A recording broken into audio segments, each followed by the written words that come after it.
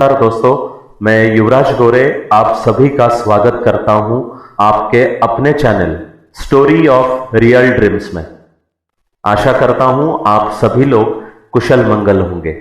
दोस्तों, आज हम बात करेंगे एक ऐसे शख्स की जिन्होंने जीवन में बड़ी से बड़ी कठिनाइयों का सामना करके एक ऐसा मुकाम हासिल किया है जो कोई आम बात नहीं। सदियां बीत जाती है ऐसे महान लोग इस धरती पर जन्म लेने के लिए। हमारे देश की मिट्टी की एक अलग परंपरा रही है विश्व के इतिहास में। यहां मानव रूप में मोती जन्मे हैं और आज भी यह सिलसिला ठीक उसी तरह बरकरार है। आज हमारे हिंदुस्तान के नाम का डंका पूरे विश्व में बज रहा है। बड़े बड़े राजवंश गुलामी से आजादी तक का सफर करते हुए विश्व गुरु बनने के कगार पर खड़ा है हमारा हिंदुस्तान। आजादी से विश्व गुरु बनने तक के सफर में हिंदुस्तान को एक अलग ऊंचाई पर पहुंचाने में बहुत सारे हिंदुस्तानियों का नाम इतिहास में दर्ज है। हर एक देश चलाने में वहां की जनता और कानूनी व्यवस्था बहुत ही जरूरी होती है। कानूनी व्यवस्था के बिना आज के दौर में कोई भी देश न चलता है और ना ही चल सकेगा। हम विश्व की आबादी में पहले 5 अंकों में आते हैं। हमारा हिंदुस्तान जितना बड़ा है उतनी ही हमारी कानूनी व्यवस्था भी बड़ी है। तो आपके मन में एक सवाल ऐसा भी होगा, इतने बड़े देश को संभालता कौन है? आपको बताना चाहेंगे कि हमारे देश को एक कानूनी व्यवस्था संभालती है जिसे हम संविधान कहते हैं। इसी संविधान से हमारा हिंदुस्तान चलता है। जी हां, आज के इस सेगमेंट में हम बात करेंगे संविधान के जन्मदाता के बारे में, जिन्होंने अपनी पूरी जिंदगी बिता दी है इस कार्य में। तो कौन है वह महान व्यक्ति जिसने ये सबसे बड़ा शिवधनुष उठाया था?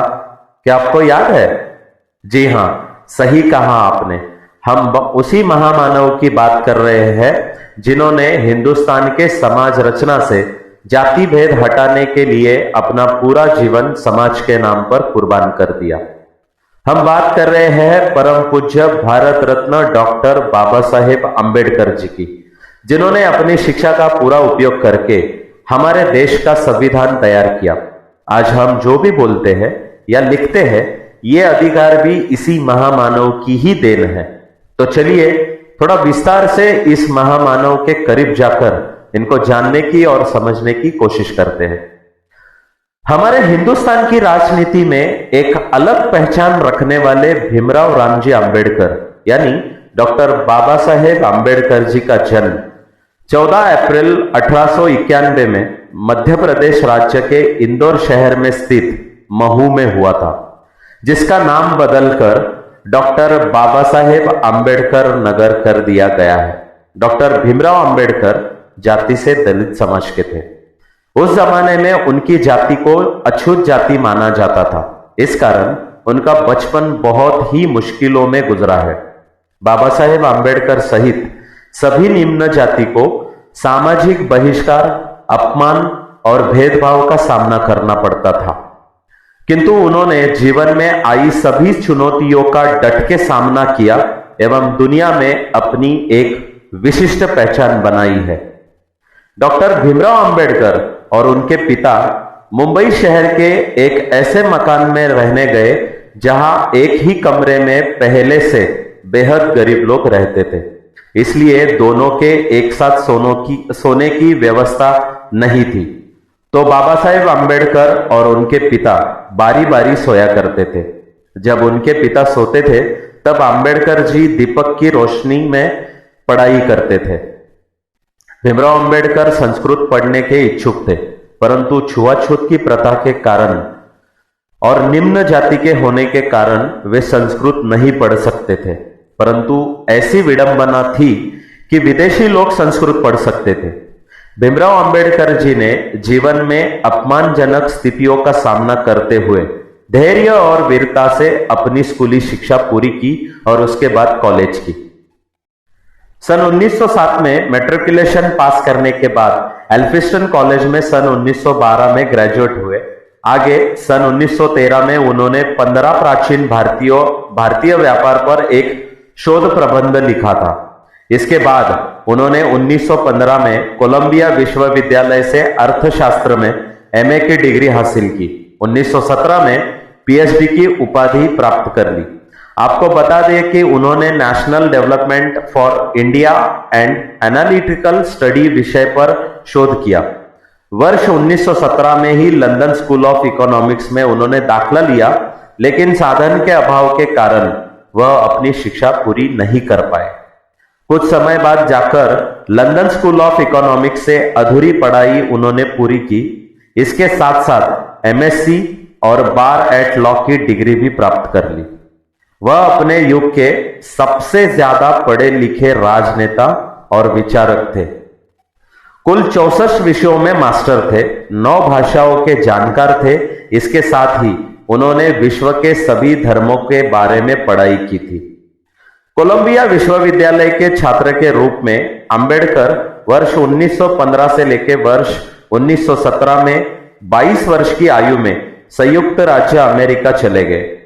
जून 1915 में उन्होंने अपनी एमए परीक्षा पास की, जिसमें अर्थशास्त्र प्रमुख विषय था और समाजशास्त्र, इतिहास, दर्शन शास्त्र और मानव विज्ञान यह विषय भी थे।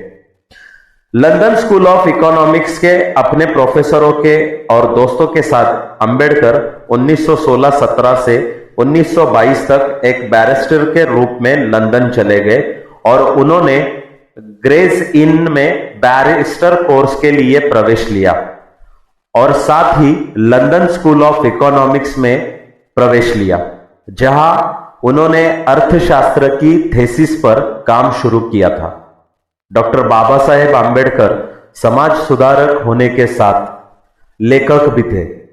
लेखन में रुचि होने के कारण उन्होंने कई किताबें लिखी है। इनमें भारत का राष्ट्रीय अंश, भारत में जातियां और उनका मशीनीकरण, भारत में लघु कृषि और उनके उपचार, मूल नायक, ब्रिटिश भारत में साम्राज्यवादी वित्त का विकेंद्रीकरण, रुपयों की समस्या, उद्भव और समाधान, ब्रिटिश भारत में प्रांतीय वित्त का अभ्युदय, बहिष्कृत भारत, जनता, जाति विच्छेद, संघ बनाम स्वतंत्रता, पाकिस्तान पर विचार, गांधी एवं अछूतों की विमुक्ति, रानडे, गांधी और जिन्ना, शूद्र कौन और कैसे, भगवान बुद्ध और बौद्ध धर्म,